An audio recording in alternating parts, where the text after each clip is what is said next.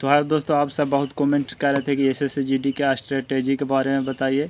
हम लोग का तैयारी अच्छा नहीं हो पा रहा है। आप मात्र 3 मंथ बचा है, 3 मंथ में आप क्या करें क्या नहीं करें, क्या पढ़ें क्या छोड़ें, कुछ समझ में नहीं आ रहा है। तो इस वीडियो को लास्ट तक ज़रूर देखें, फुल स्ट्रेटेजी बताने वाले हैं। ऐसे SSGD का बहुत सा स्ट्रेटेजी बता दिए हैं कि ऐसे पढ़िए, किताब से पढ़िए। लेकिन अब 3 मंथ बचा है, अब 3 मंथ में क्या पढ़ना है क्या मतलब छोड़ना है। पढ़ने के लिए बहुत कुछ है, लेकिन छोड़ना भी है, तभी आपको सिलेक्शन होगा।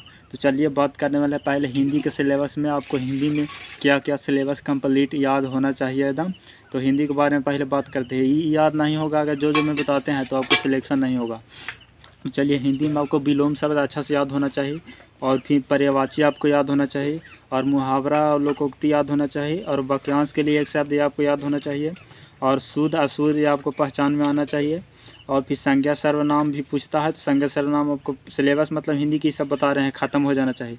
और फिर क्रिया एवं काल हो गया, और फिर लिंग वचन कारक हो गया, और फिर विशेषण हो गया, और तत्सम तद्भव और अनेकार्थी शब्द। इतना अगर आपको सिलेबस पूरा अच्छा से कंप्लीट कर लेते हैं तो आपको ऐसे हिंदी में 20 में 20 आप कर लीजिएगा स्कोर बहुत बेहतरीन से। आपको स्क्रीनशॉट पे लगा देंगे यहाँ पे मेरा जो अथी स्ट्रेटेजी जो बताए हैं इस वीडियो को, उसका लिंक अथी टेलीग्राम में डाल देंगे, अथी PDF वहाँ से डाउनलोड कर लीजिएगा मेरा स्ट्रेटेजी वाला। मैं भी वैसे ही तैयारी कर रहा हूँ।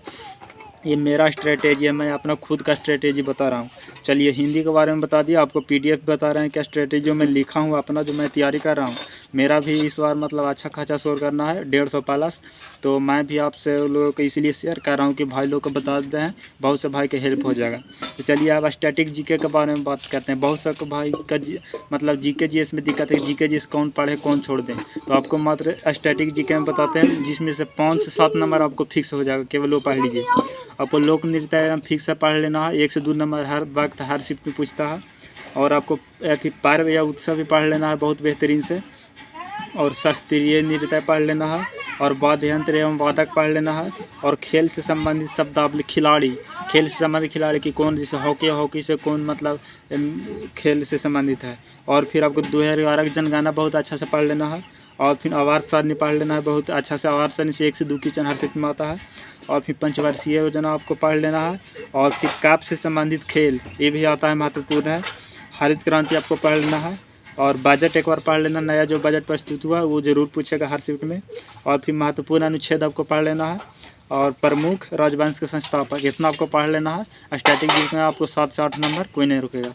आगे बताते हैं वाले आपको गणित के बारे में। GK जिसमें इतना हो गया 7 से 8 नंबर। अगर 7 से 8 नंबर और मतलब अच्छा करना चाहते हैं तो आप SSGD का अंकित भाटी सर का GK जिसका बुक है, उसमें केवल आप पॉलिटी, हिस्ट्री और फिर अथी जियोग्राफी, ये तीनों का अच्छा से ऑब्जेक्टिव टाइप का है, अच्छा से याद कर लीजिए। GK में आपको 15 प्लस स्कोर हो जाएगा। चलिए, GK GS के बारे में स्ट्रेटजी बताते हैं। स्टैटिक GK में टोटल 13 चैप्टर बताए हैं, 13 टॉपिक है, चैप्टर नहीं टॉपिक है। 13 टॉपिक कर लिए तो आपको स्टैटिक GK में 7 नंबर 8 नंबर हो जाएगा। और उन्हें जो आपको इकोनॉमिक्स और फिर जियोग्राफी और पॉलिटी और फिर हिस्ट्री से बताए हैं, उसमें से आपको 7 से 8 नंबर है, यानी 15 प्लस आपको आराम से स्कोर कर लीजिएगा GK GS में। अब बात करते हैं गणित का। गणित का अगर आप जीरो मतलब बेसिक लेवल से नहीं पढ़े हैं तो आप टाइम नहीं है, 3 मंथ टाइम है, 3 मंथ में आप कुछ नहीं कर पाइएगा। अगर जिन भाई का सिलेबस कंप्लीट है, मैं तो कुछ भी जानते हैं जोड़ घटाव गुना भाग LCM, तो उनको हम बताना चाहते हैं केवल प्रैक्टिस सेट करिए। अंकित भाटी सर के चैनल पर दीपक सर करा रहे हैं प्रैक्टिस सेट 30 सितंबर से, तो उसको आप पूरा मतलब कर लीजिए, अच्छा से प्रैक्टिस करिए। जो उसको में मैथ का ऐसे प्रैक्टिस करना है कि आपको क्या करना है कि जो बन रहा है पहले बनाइए यूट्यूब पर रोक के, और जो बन रहा है उसको छोड़ दिया, जो ना बन रहा है उसको कॉपी में उतार कर फिर दोबारा रिवाइजिंग करिए, तब आपको मैथ में स्कोर बहुत स्ट्रॉन्ग हो जाएगा। मैथ अगर आप पर डे ऐसे करते हैं तो मैथ में आपको मतलब बहुत अच्छा स्कोर 20 में 20 कर लीजिएगा। मेरा खुद 20 में 20 है मैथ में, तो मैं वैसे ही करता था, यूट्यूब पर प्रैक्टिस से चलता था। उसको पहले जो बनता था उसको बना लेता, उसको छोड़ देता, जब बन जाता था उसको, और जो ना बनता था उसको उतार लेता था कॉपी में, फिर रिवीजन करता था। तो इसी तरह मेरा मैथ बहुत स्ट्रॉन्ग हो गया। चलिए आप बात करते हैं रीजनिंग के बारे में। बहुत से भाई कहते हैं कि रीजनिंग में क्या मतलब करना है, कुछ नहीं समझ में आ रहा है। तो रीजनिंग में आपको मतलब कुछ नहीं करना, केवल प्रैक्टिस सेटअप करिए, उसी से समझ में आ जाएगा सारा कुछ।